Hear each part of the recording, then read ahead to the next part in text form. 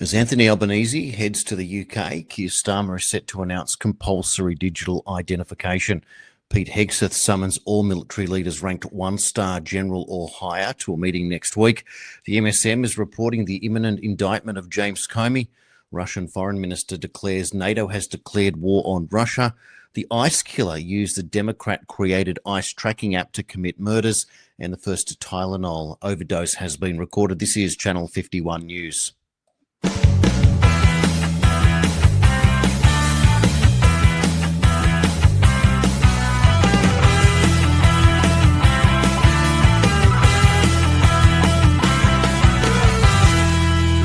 Hello and welcome to Channel 51 News for Friday, the 26th of September. And in breaking news, a measles cluster has posed an outbreak risk in the grand final. This is the headline that Channel 7 is wheeling out as the grand final is headed for this weekend for the AFL, with approximately 20 active cases of measles in Queensland, with the largest cluster in the Cairns area in the state's far north. The AFL is being considered as a super spreader event, according to epidemiologists, if you can believe that.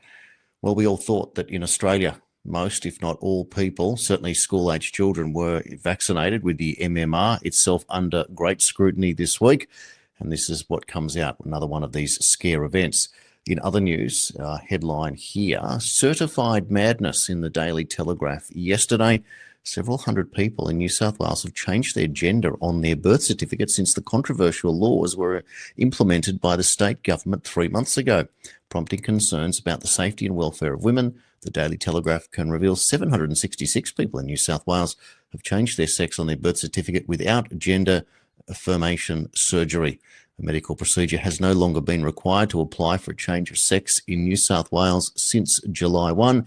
People can easily apply to change their sex online with 3 identity documents, a stat dec, and a statement of support from another adult who has known the applicant for at least 12 months.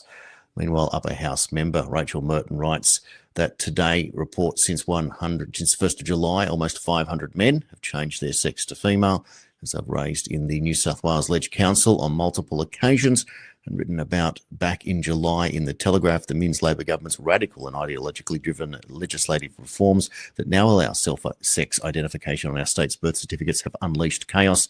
Anyone over 18 can now change their sex on their birth certificate on a daily basis with little more than a click of the keyboard. The snide remark by the government that this just changing a government document demonstrates an arrogance, contempt and total lack of understanding by Labor. These changes can impact the welfare and safety of girls and women by opening up women's spaces, services and sport to biological men. I'll continue to hold the Minns Labor government to account for dismantling women's rights in New South Wales. Well, there you go, at least one politician with enough to stand up against this absolute lunacy. Meanwhile, Anthony Albanese is heading over to the UK to meet up with Keir Starmer, as we now learn that Starmer is set to announce compulsory digital ID in his country. The reason? Because of boat people and to stop them gaining work illegally. Do not throw anything at your computer screen or TV set right now. It's not your fault, and that's not going to fix anything.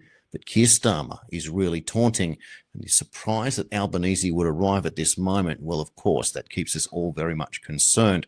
But what a time to want to go down this pathway, and what a lame excuse indeed. Let's pick up this report now out of Sky News UK. Breaking news now. Digital ID will be made law for all adults in an effort to tackle small boats. Downing Street believes that a mandatory ID card system will help stop illegal immigrants working. Let's bring in our political correspondent, Mari Aurora. Mari, what more do we know about this? Yeah, well, Gareth, this is interesting because this is something that has been spoken about a lot. Tony Blair, for instance, has been talking about this for years and years as what he always believed was one of the best ways to try and reduce illegal immigration and the ability for people to work illegally here in the UK. But Sky News understands that we will have an announcement, could be as soon as tomorrow, from the Prime Minister on these mandatory ID cards, an ID card system, the Brit card. And essentially what this will mean, it will be mandatory for all adults here in the UK. It will make it easier for employers and for landlords to make sure that those they are employing or renting or to actually have the right legal immigration status here in the UK. They can do it using a smartphone app. It's also, according to the government, going to make it easier for people here in the UK to essentially prove their status or their ability to kind of qualify to be able to work here in the UK. And essentially, this is all about immigration. This is all about trying to tackle small boats crossings. We've had a lot of conversation about small boats and about other European countries, especially the French, who have been concerned with the kind of pull factors here in the UK in terms of being able to work in the black market, being able to work illegally here in the UK. We already know that France has an ID card system. They've had it for many, many years. And it's something that the UK has always resisted, partly because of questions around civil liberties and freedoms, but also because many governments in previous times said they didn't think it was the best approach. Now, clearly, Keir Starmer has been persuaded of the benefits of a digital ID card system and has been persuaded that this might have a significant impact on small boats crossings. The question really, and this is always going to be the million-dollar question, is once this comes into play and once it is enforced, how much of an impact could it have on small boats crossings? And if it has a really significant impact on small boats crossings, then it really kind of starts to eradicate that pull factor for illegal migrants coming to the UK, because I think they can essentially make money on the side illegally, as opposed to somewhere like that in France. How much of an impact does that have? And if it doesn't have a huge impact, then of course there'll be sighs of disappointment, I think, from within the Labour Party. Meanwhile, former French President Nicolas Sarkozy has been found guilty of criminal conspiracy in a case linked to Muammar Gaddafi out of Libya. And we're learning now that the president of France from 2007 to 2012 has been found guilty of conspiracy in a case linked to the alleged illegal dealings with the late Libyan dictator Gaddafi. Sarkozy was accused of entering a corruption pact with Gaddafi in 2007 in efforts to obtain financing for his 2007 presidential campaign. Quite incredible. The 70-year-old has been sentenced to 5 years in prison. He's expected to launch an immediate appeal. And he's denied any wrongdoing, arguing the accusations came from Gaddafi's allies seeking revenge after France's role in NATO airstrikes that led to Gaddafi's 2011 death. The court acquitted Sarkozy of direct corruption, finding no firm proof Libyan funds reached his campaign, but upheld the conspiracy charge. This marks Sarkozy's second conviction following earlier charges of corruption and influence peddling. He's barred from public office, stripped of the Legion of Honour. The ruling, unprecedented for a modern French president, exposes the foreign influences there, quite extraordinary, exposes foreign influence in France's 2007 election. Unbelievable stories, the timing of which is even more incredible as we continue to look on. Also in France, have a look at this. France's debt has hit $4 trillion according to this paper. So that would be in US dollars, piling pressure on the new prime minister. Now, when you consider that France has a population of 69 million people, that's 2.5 times Australia, give or take, but 4 times our debt. We think we're doing bad here. So what's happening in that socialist country? Just unbelievable what's happening in the West right now, almost as if by design.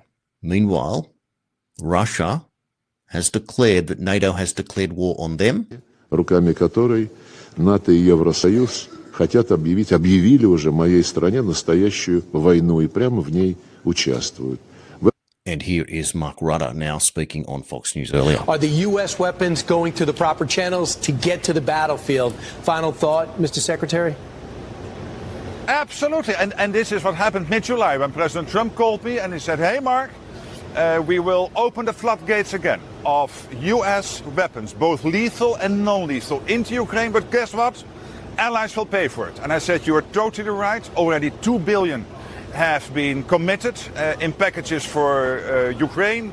The other packages are now pending. So you will see a constant flow of American weapons into Ukraine, paid for by allies. And I think in conjunction with the sanctions, in conjunction with the 5% target what we will overall spend as NATO on our collective defense, this big foreign policy success of President Trump at the Hague summit of NATO in June. This collectively puts the pressure on Russia to get serious and stop doing this. They have now, Brian, one final thought. They are now losing in 1 month the amount of people the Soviets lost in 10 years in Afghanistan. Can you imagine? 10 years Afghanistan, the same amount as now 1 month in Ukraine. This is getting crazy. Yesterday, this picture was published by the US administration with military leaders gathering there in the Oval Office alongside Pete Hegseth. You can also see the Vice President, J.D. Vance, and you can also see FBI Director Kash Patel. It's an interesting picture there. We've also learnt that the Pentagon chief to address a rare major gathering of top US military brass. What is going on? Let's play this clip now. Teleconference call, especially at a time of rising global threats and cost cutting as the government faces a possible shutdown.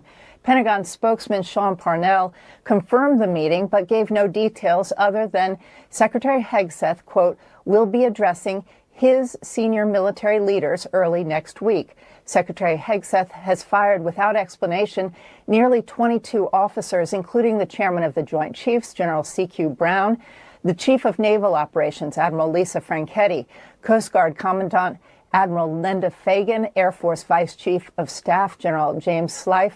Last month, Secretary Hegseth fired Defense Intelligence Agency Director Lieutenant General Jeffrey Cruz, Navy Reserve Chief Vice Admiral Nancy LaCour, and Naval Special Warfare Command Head Rear Admiral Milton Sands, the head of the Navy SEALs. Many of those fired, Martha, by the Secretary have been women.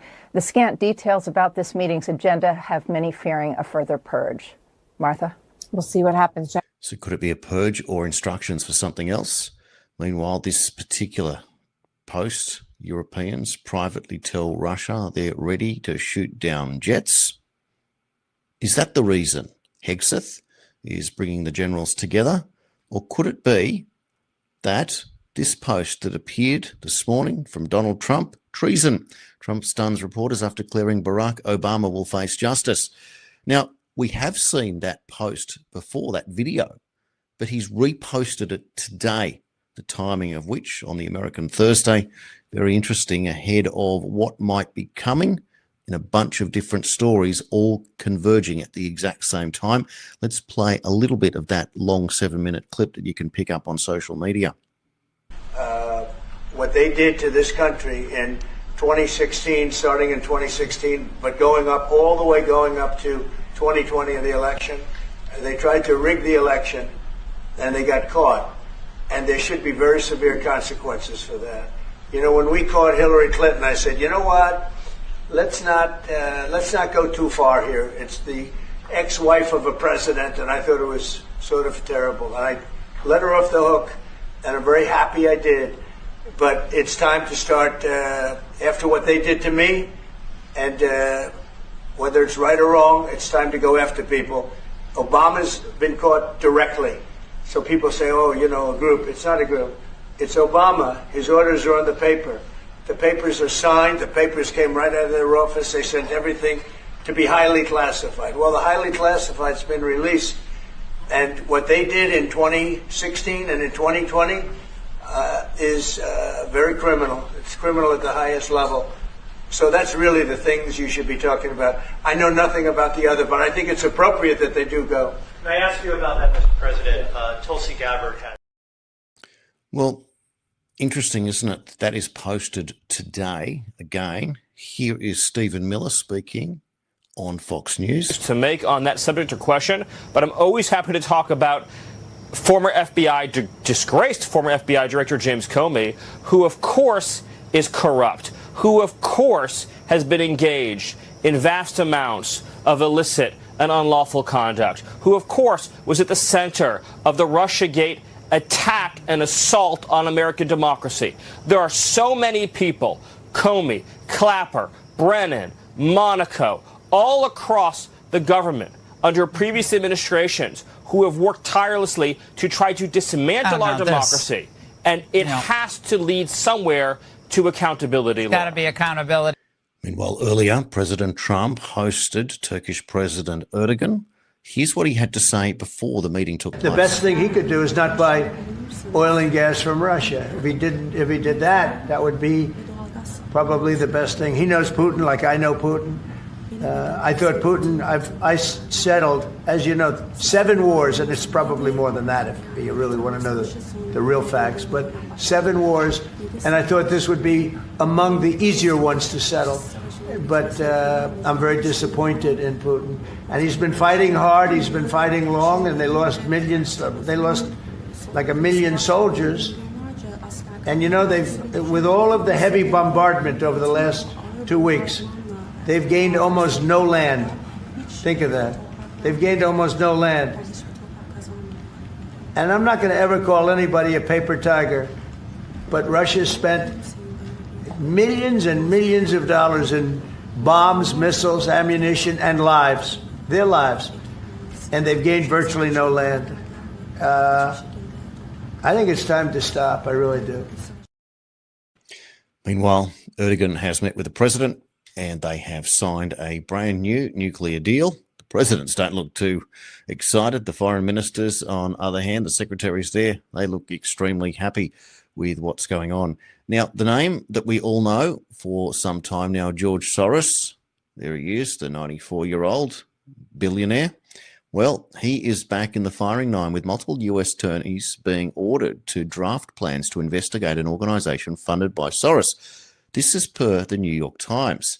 So new research found that his Open Society network directed at least $80 million to extremist groups in the US, Europe and the Middle East.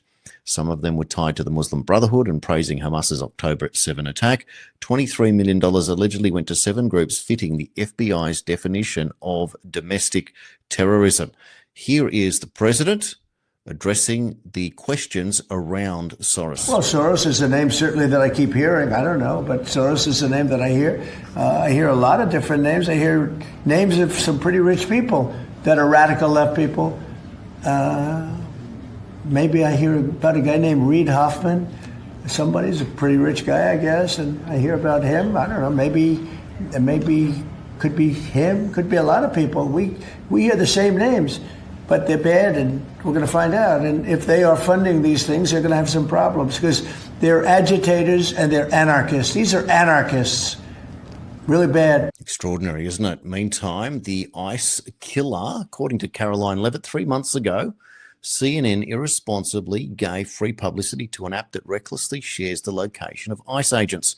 It's now been revealed the leftist lunatic shooter who opened fire on the Dallas ICE facility was using one of the apps.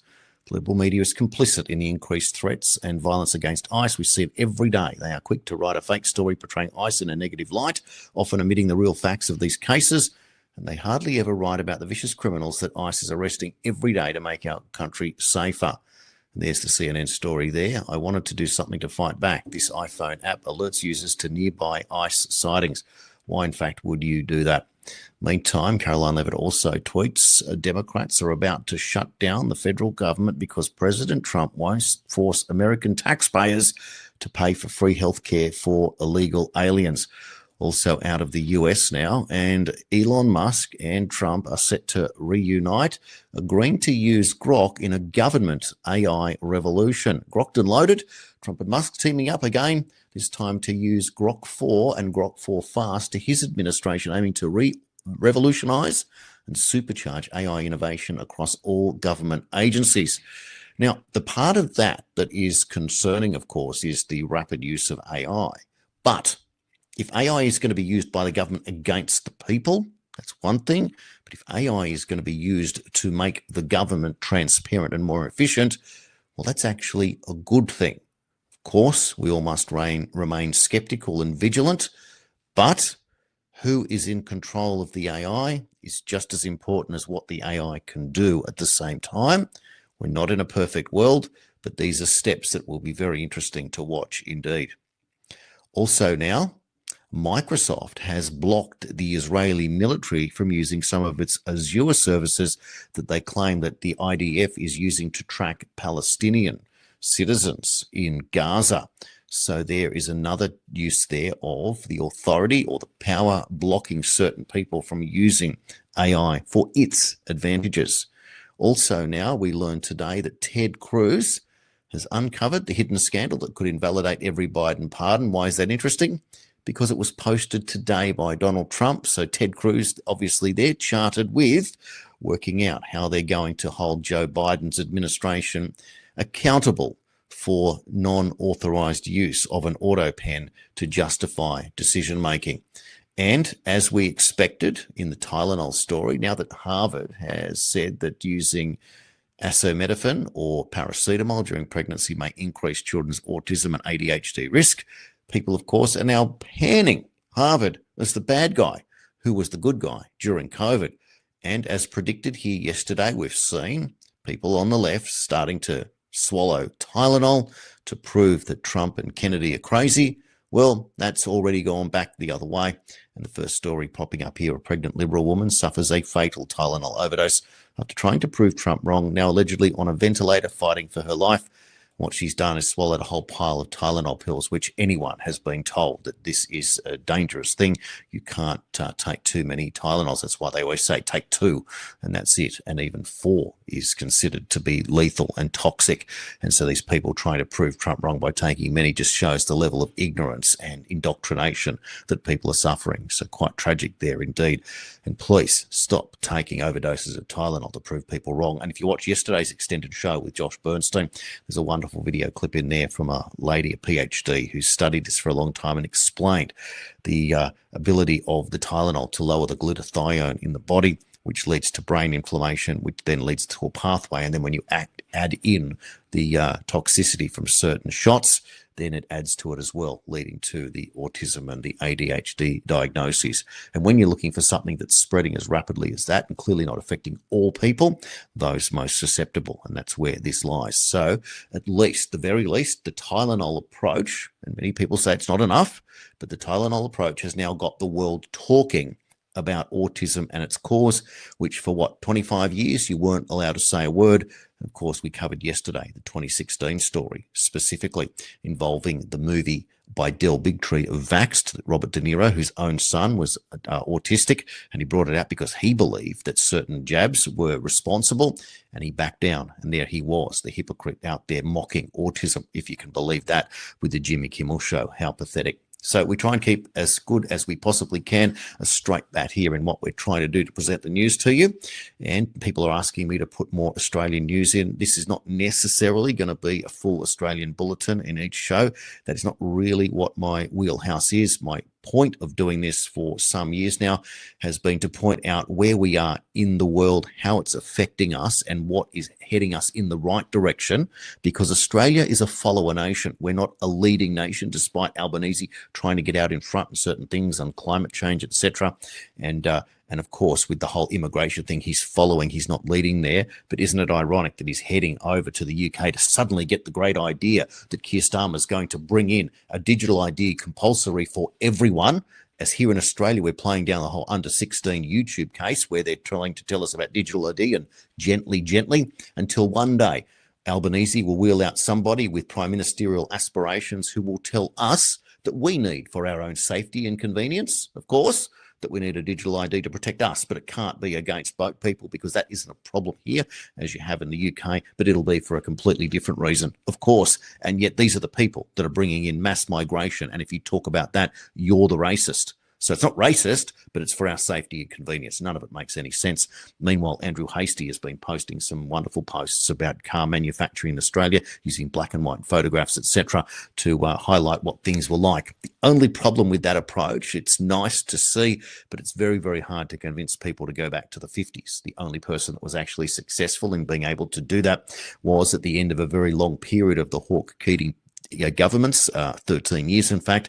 Howard was kind of giving us that idea that he wanted to go back to the good old days, but he also took advantage of what had been set up by the Hawke-Keating government period in terms of setting up an economic future where for 30 years we didn't have a recession in this country. So it's a different type of approach. We're in a very, very different uncharted waters time here. So at least Hastie is becoming nostalgic and presenting himself as a real alternative to Susan Lee. And then, of course, we've got all the third parties here who are working backwards and forwards one way or another, trying to jostle in for a little bit of power to get involved. That is creating what we call Senate parties, not necessarily third parties anymore.